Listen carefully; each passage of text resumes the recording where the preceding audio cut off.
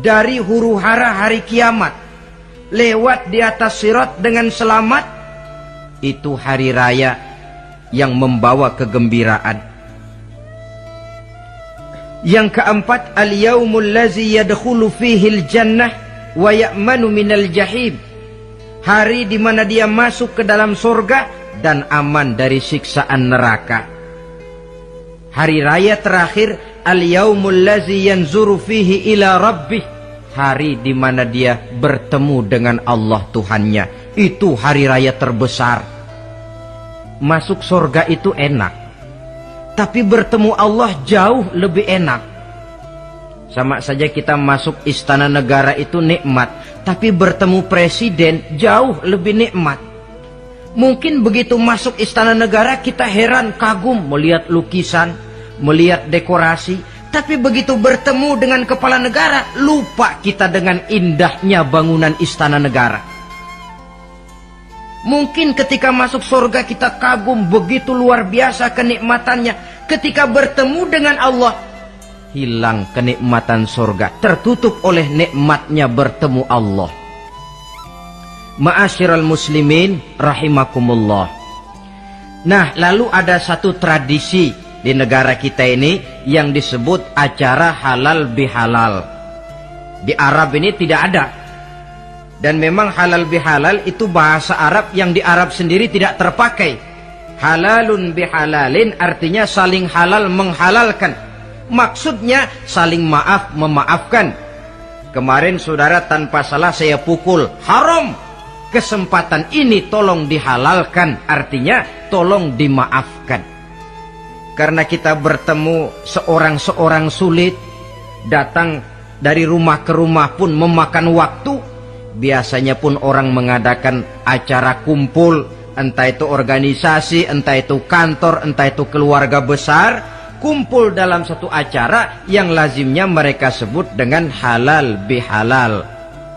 Rangkaiannya tidak terpisahkan dari puasa Ramadan, Idul Fitri, dan halal bihalal. Artinya, karena kita melaksanakan puasa di bulan Ramadan, maka kita rayakan Idul Fitri. Di dalam merayakan Idul Fitri, kita laksanakan acara halal bihalal. Tidak terpisahkan. Tapi rupanya halal bihalal ini sudah jadi milik nasional. Ya, kita ikut bersyukur menjadi milik nasional. Tetapi yang paling merasakan nikmatnya tentu mereka yang mengikuti prosesnya sejak semula. Pelaksanaan ibadah puasa, melaksanakan zakat fitrah, menunaikan sholat Idul Fitri, sampai kepada berhalal bihalal. Kemudian satu hadis lagi, Rasulullah sallallahu alaihi wasallam bersabda, isnani la yanzurullahu ilaihi ma yaumal qiyamah. Ada dua golongan manusia yang di hari akhirat nanti tidak akan dipandang oleh Allah, tidak akan diopeni oleh Allah. Siapa mereka? Pertama qati'ur rahim, yang kedua jarus su'i, orang yang memutuskan silaturahmi, dan tetangga yang jahat dengan tetangganya.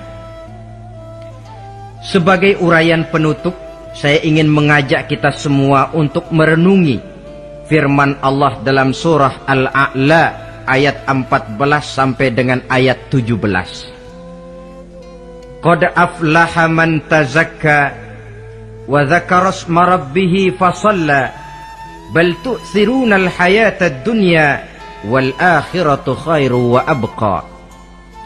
Qad aflaha man tazakka, sungguh telah beruntunglah orang-orang yang membersihkan dirinya. Ada yang mentafsirkan sungguh beruntung orang-orang yang telah menunaikan zakatnya. Sebab apa? Diri, jiwa, ini kan bukan milik kita, milik Allah. Kita ini cuma hak pakai. Seperti saudara, saudara ini baju saya, saudara punya hak pakai. Kalau waktu saya ambil baju itu kotor, tentu marah saya sebagai pemiliknya. Tetapi ketika saya ambil baju itu memang bersih, terpelihara dengan baik, senang hati saya. Qad aflaha man tazakka, sungguh telah beruntung orang-orang yang membersihkan jiwanya. Dia puasa di bulan Ramadan, malamnya dia tarawih, zakat fitrah pun dia bayar. Wa dzakara isma rabbih, lalu dia menyebut nama Tuhannya dengan mengumandangkan takbir, bersahut-sahutan di malam hari raya Idul Fitri itu. Fasalla, lalu dia laksanakan solat Idul Fitri. Lalu apa? Bal tu'sirunal hayatad dunya. Tapi mengapa kamu lebih memilih gemerlapnya dunia? Melupakan inti, melupakan isi dengan mengambil kulit. Merayakan Idul Fitri dengan lupa diri, lupa daratan, bermabuk-mabukan, tenggelam di meja judi, hanyut di lembah zina. Bal tu'sirunal hayatad dunya, kau utamakan megahnya dunia, kau kejar gemerlapnya dunia, kau lupa hakikat Idul Fitri itu. Wal akhiratu khairun wa abqa, padahal akhirat itu lebih baik dan lebih kekal bagi kamu. Dunia yang segala kemampuan yang ada kita kerahkan untuk mengejarnya merupakan kenikmatan yang kalau ketimbang kenikmatan akhirat, berapalah lamanya. Umur orang sekarang paling panjang 80 tahun. Jarang yang sampai 100. Jadi kalau Nabi mengatakan ad-dunya sijnul mu'min wa jannatul kafir, dunia adalah penjara bagi orang mukmin dan surga bagi orang kafir, itu betul. Yang salah kadang-kadang hadis ini digunakan sebagai senjata untuk menghantam orang Islam menjadi lemah. Dunia penjara bagi orang mukmin. Apanya yang dipenjara? Nafsunya. Dalam kehidupan di dunia ini, seorang mukmin tidak bebas memperturutkan hawa nafsunya, dipenjara nafsunya. Wa jannatul kafir, tapi dunia ini surga bagi orang kafir. Tidak lagi merupakan penjara, dia bebas memperturutkan hawa nafsunya. Dilarang tidak terlarang, dicegah pun tidak tercegah. Kalau habislah dunia, habislah sudah surganya sampai di situ. Bila datang ajal, selesailah sudah kesenangannya sampai di situ. Saudara-saudara, ma'asyiral muslimin rahimakumullah. Oleh karena itu, janganlah di dalam merayakan Idul Fitri ini kita mengutamakan kulit dengan melepaskan isinya. Hari raya fitrah, hari raya kesucian, yang seharusnya dirayakan dalam suasana kesucian, jangan dinodai dengan perbuatan-perbuatan kotor yang akan mengundang dosa di dalam kehidupan kita.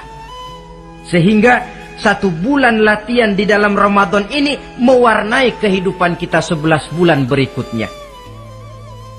Tanda bahwa latihan berhasil, keluar Ramadan gaya hidup kita makin baik.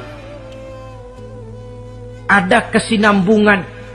Jangan cuma Ramadan bisa sabar, selesai Ramadan selesai sabarnya.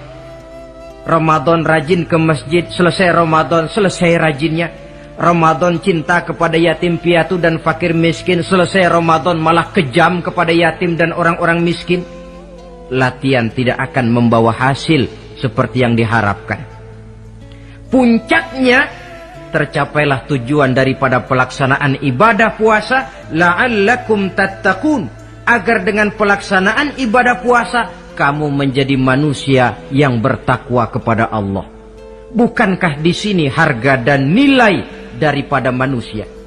Jadi puasa dengan kemampuan mengendalikan diri, dengan kesederhanaan, dengan disiplin, dengan cinta kepada fakir miskin, seluruhnya bertujuan membentuk manusia yang bertakwa. Dan saya yakin bukan suatu kebetulan kalau di dalam GBHN, garis besar haluan negara kita, dirumuskan bahwa tujuan pendidikan di Indonesia membentuk manusia yang bertakwa kepada Tuhan Yang Maha Esa. Saya yakin itu bukan kebetulan. Saya percaya itu bukan hasil lamunan karena yang duduk di DPR, MPR orang bonafid semua. Tujuan pendidikan, apapun nama pendidikan itu, harus mengarahkan, membawa manusia Indonesia menjadi orang yang bertakwa kepada Tuhan.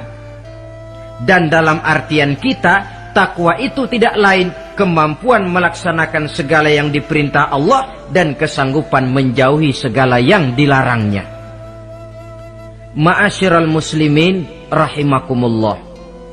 Karena itu saya ingat benar, orang-orang tua kita itu betul.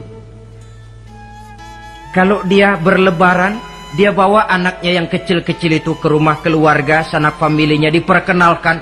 Ini bibimu, yang itu pamanmu, sebelah sana tuh kakekmu. Apa yang kita ingat di waktu kecil akan tertanam sampai kita besar. Istilahnya tidak kehilangan obor. Tahu keluarga, kenal sanak famili. Yang terjadi zaman sekarang, kadang-kadang ipar dengan ipar berkelahi, keponakan dengan keponakan bermain hantam. Kenapa? Hilang obor, tidak ada yang memberikan penyuluhan bahwa dia masih keluargamu. Apa latar belakangnya? Kurangnya silaturahmi. Apalagi remaja sekarang kalau diajak pergi berlebaran kuno keragunan saja ngelihat uak. Ya tidak ada salahnya toh rekreasi, persilakan. Keragunan kah, ke Taman Mini kah, ke Taman Impian Jaya Ancol kah. Tetapi silaturahmi ini utamakan. Kunjungi keluarga, kunjungi sanak famili, handai tolan. Sebab apabila silaturahmi ini sudah retak, pada akhirnya kita kehilangan obor. Manakala sudah kehilangan obor, boleh jadi kita tidak akan saling mengenal satu dengan lainnya. Bukankah adat hidup katanya tolong menolong? Bila kita merupakan satu keluarga besar, mungkin ada kelemahan di bidang pendidikan, yang lain maju di bidang ekonomi, saling membantu sehingga terwujud di mana yang satu menunjang kemajuan bagi yang lainnya. Saudara-saudara, inilah pembicaraan kita pada pertemuan kita kali ini. Dengan harapan tentunya mudah-mudahan kita benar-benar masuk dalam kelompok minal aidina wal faizin wa kullu amin wa antum bi khair. Termasuk orang yang kembali suci kepada fitrah, beruntung, dan amalan ibadah kita diterima oleh Allah Subhanahu wa taala. Sekian dan demikian, terima kasih atas segala perhatian. Mohon maaf atas segala kekurangan. Usikum wa nafsi bitaqwallah. Wassalamualaikum warahmatullahi wabarakatuh. Waalaikumsalam warahmatullahi wabarakatuh.